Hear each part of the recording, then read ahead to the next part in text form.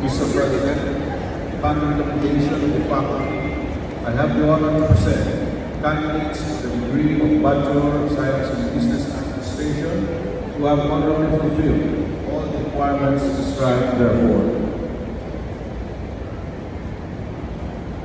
Upon the recommendation of the faculty, and by virtue of the authority vested in me, I confer upon you the degree of Bachelor of Science in Business Administration, with all the rights and privileges appertaining thereto. Congratulations.